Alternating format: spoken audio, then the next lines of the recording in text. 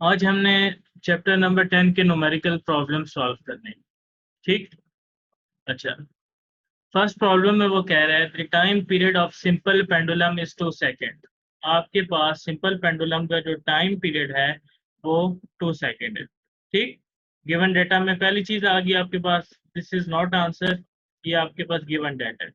ठीक है। What will be its length on moon, आपने बताना है कि सिंपल पेंडुलम की मून के ऊपर लेंथ क्या होगी और अर्थ के ऊपर लेंथ क्या होगी। ठीक है, ये अर्थ के लिए हो गया जो आपने फाइंड करना है, ये मून के ऊपर आपने फाइंड करना है। ठीक।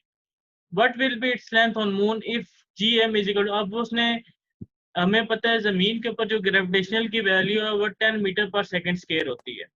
ठीक है।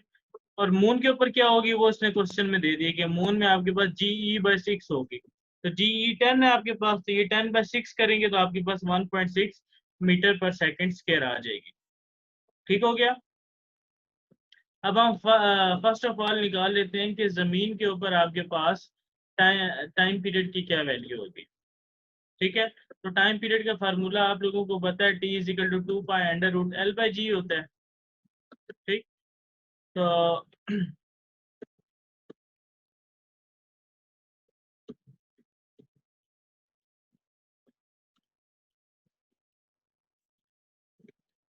ठीक है, ये टाइम पीरियड का फार्मूला आ गया। आपने अर्थ के लिए फाइंड करना है तो यहाँ पे आप LE और GE लिखेंगे। ठीक है, LE मीन के जमीन के ऊपर उसकी लेंथ क्या है और GE मीन के जमीन के ऊपर उसकी ग्रेविटी की क्या वैल्यू है। 2π जो है वो कांस्टेंट है। ठीक है। आपने बेसिकली क्या निकालनी है, आपने लेंथ निकालनी है। ठीक है, टाइम पीरियड आपको गिवन है, तो आप क्या करेंगे, इस अंडर रूट को आपने खत्म करने के लिए बोथ साइड पे स्केयर ले लेना है। जब बोथ साइड पे स्केयर लेंगे ये T का स्केयर हो जाएगा, इस साइड का स्केयर लेंगे तो ये आ जाएगा 4π² और इसका अंडर रूट खत्म हो जाएगा स्केयर के साथ, तो ये LE/G आ जाएगा।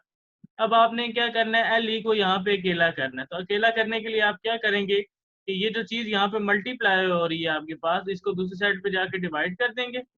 ठीक है, आपके पास ये चीज मल्टीप्लाई हो रही है, ये दूसरी साइड पे जाके क्या हो जाएगी, डिवाइड हो जाएगी T² के नीचे। ये देखें T² डिवाइडेड बाय 4π² और जी यहाँ पे डिवाइड हो रहा है, ये तो जाके मल्टीप्लाई हो जाएगा, तो ये आपके पास जी जाके यहाँ मल्टीप्लाई हो गया। इसने इसकी वैल्यू पुट कर दी है, जी की वैल्यू 10, T² की वैल्यू आप गिवन है 2 सेकेंड है, यहाँ पे आप 4 हो जाएगा, 4 मल्टीप्लाई बाय 10 40 डिवाइडेड बाय 4π², तो आपके पास लेंथ आ जाएगी ये। ठीक है।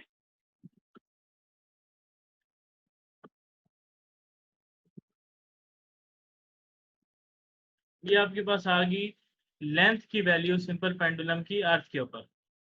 अब आपने मून के ऊपर कैलकुलेट करनी है, तो बेसिकली अब आपके पास यही वाला फार्मूला जो है इसको अगेन आपने ड्राइव करना है। फर्स्ट ऑफ ऑल आप क्या करोगे कि अंडर स्केयर ले लो। ठीक है, स्केयर ले लोगे तो आ जाएगा आपके पास T का स्केयर = 4π² LM/GM। ठीक। तो आपने, अब जिस तरह आपने LE को अकेला किया था ना, इसी तरह अब आपने यहाँ पे LG को अकेला करना है, LM को अकेला करना है। बेसिकली ये LE नहीं है, ये आपके पास LM है।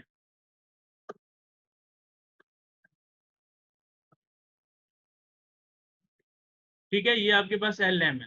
तो बाकी चीजें उसी तरह हैं। अब आप वैल्यूज पुट करते हैं, T² की वैल्यू पुट करेंगे 4 आ जाएगा। GM आपके पास क्या है, जो आपने क्वेश्चन में ऊपर गिवन डाटा में कैलकुलेट किया है, 10/G, ये आपके पास है। ठीक है, 1.6, और इसकी वैल्यूज पुट करके आप इसको सिंपल सॉल्व कर लेंगे।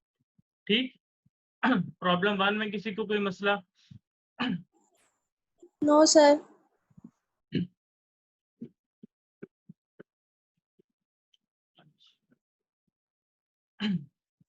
अब प्रॉब्लम नंबर 2 है। ठीक है, अब इसमें आपने जी की वैल्यू कैलकुलेट करनी है।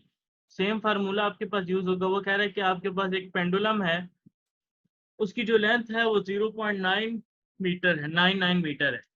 ठीक है। और ये उसने मून के ऊपर ली है इसकी लेंथ, और पेंडुलम का जो टाइम पीरियड है वो आपके पास 4.9 सेकेंड है। आपने उसकी जी की वैल्यू कैलकुलेट करनी है कि मून के ऊपर उसकी जी की क्या वैल्यू होगी। तो सेम फार्मूला यूज होगा, सेम मेथड से आप स्केयर भी लेंगे। ठीक है, पहले आपने एल जी को अकेला किया था। ठीक है, अब आपने जी एल को एम को अकेला करना है। ठीक है, तो यहाँ तक तो आप लोगों को इन्हें पिछले प्रॉब्लम में किया है ना, यहाँ तक कोई मसला है आपको? No sir. उसके बाद स्केयर ले लिया इसने, तो ये स्केयर लेगा तो इसके खत्म, इसमें कुछ मिस्टेक्स भी हैं। ठीक है, ये अंडर रूट खत्म हो जाएगा यहाँ पे। ठीक है, ठीक है। ये अंडर रूट यहाँ पे नहीं आएगा। अब यहाँ से आपने जीएम को अकेला करना है, तो इस जीएम को आप इधर मल्टीप्लाई कर दो टीएम स्केयर के साथ, और टीएम स्केयर को यहाँ पे डिवाइड कर दो।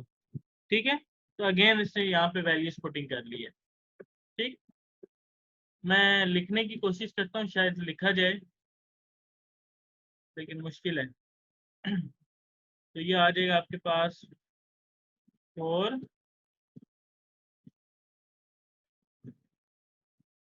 पाई का स्केयर आ जाएगा यहाँ पे,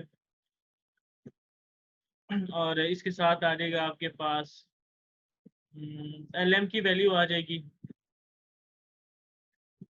एल एम आ जाएगा, डिवीजन में आपके पास क्या आ जाएगा, टी स्केयर। ठीक है, और ये अब आप चीज देख लेना कि मून के लिए वो सबस्क्रिप्ट में जो है वो एम लिख रहा है, और अर्थ के लिए वो ई लिख रहा है। ठीक है, तो इसको कैलकुलेट कर लें तो आपके पास प्रॉब्लम 2 का भी आंसर आ जाएगा।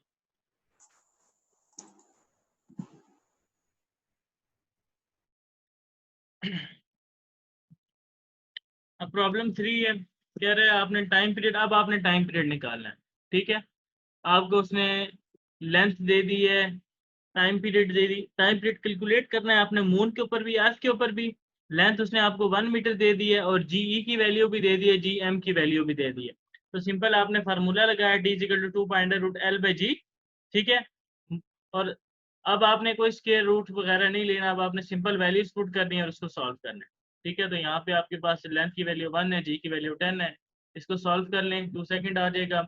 यहाँ पे आपके पास एल की वैल्यू 1 है, और जी एम की वैल्यू 1.87 है, इसको सॉल्व कर लें तो आपके पास मून पे टाइम पीरियड आ जाएगा। ठीक है, ओके। समझ आ रही है या नहीं आ रही? आ रही है सर। उसके बाद सिंपल पेंडुलम जो है वो एक वाइब्रेशन 2 सेकंड्स में कंप्लीट करता है। आपने उसकी लेंथ कैलकुलेट करनी है जब जी की ये वैल्यू होगी। ठीक है, तो आप बेसिकली जो आपने क्वेश्चन नंबर 1 में काम किया था वही काम आपने यहाँ पे करना है। ठीक, स्केल ले लें, और यहाँ से आप जो है वो एल को अकेला कर लें।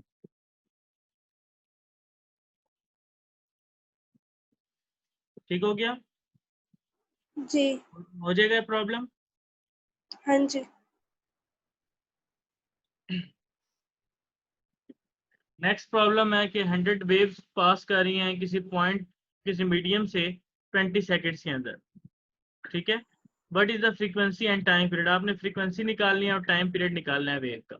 अगर वेव लेंथ जो है वो 6 सेंटीमीटर हो, तो आपने वेव स्पीड भी कैलकुलेट करनी है। तो 3 चीजें आपने कैलकुलेट करनी, फ्रीक्वेंसी, टाइम पीरियड और वेव स्पीड। ठीक है, और उसने आपको नंबर ऑफ वेव्स दे दिए, number of waves n equal to 100 है, और टाइम भी दे दिया 20 सेकेंड है। ठीक है, और उसने आपको लेमडा भी दे दी है, वेव लेंथ आपके पास 6 सेंटीमीटर है, तो सेंटीमीटर को मीटर में कन्वर्ट करेंगे, 100 से डिवाइड करेंगे, 0.06 मीटर आ जाएगा।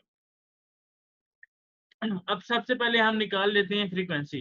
ठीक है, फ्रीक्वेंसी होता है कि कितने नंबर ऑफ वेव्स किसी टाइम के अंदर किसी पॉइंट से पास हुई हैं। तो वो कह रहा है कि 100 वेव जो हैं वो 20 सेकंड में पास हुई हैं, तो आप इन दोनों को डिवाइड कर दें तो आपके पास फ्रीक्वेंसी आ जाएगी। ठीक है, 100 डिवाइडेड बाई 25 हर्ट्ज फ्रीक्वेंसी आ गई। टाइम पीरियड निकालना है, टाइम पीरियड क्या होता है, आपके पास रेसिप्रोकल होता है फ्रीक्वेंसी का, तो T is equal to 1/f आ गया। ठीक, फ्रीक्वेंसी की जो वैल्यू आपने कैलकुलेट किया इसमें पुट करें तो टाइम पीरियड 0.2 सेकंड आ गया। अब आपने वेव स्पीड निकालनी है, तो आपको पता है v is equal to F lambda होता है। एफ की वैल्यू आप 5 हर्ट्ज कैलकुलेट कर चुके हैं, और लेमडा जो है वो क्वेश्चन में गिवन है 0.06। फार्मूले में पुट करें तो यहाँ से आपके पास v की वैल्यू भी आ जाएगी। ठीक हो गया, जी सर। बाहर के यही काम है कि आपने फर्स्ट 5 जो प्रॉब्लम्स है ना इनको सॉल्व करना है। ठीक, और बाकी ओके। भी आप इसको रीड आउट कर लीजिएगा। मेरा जो है वो कल भी पेपर है। ठीक है,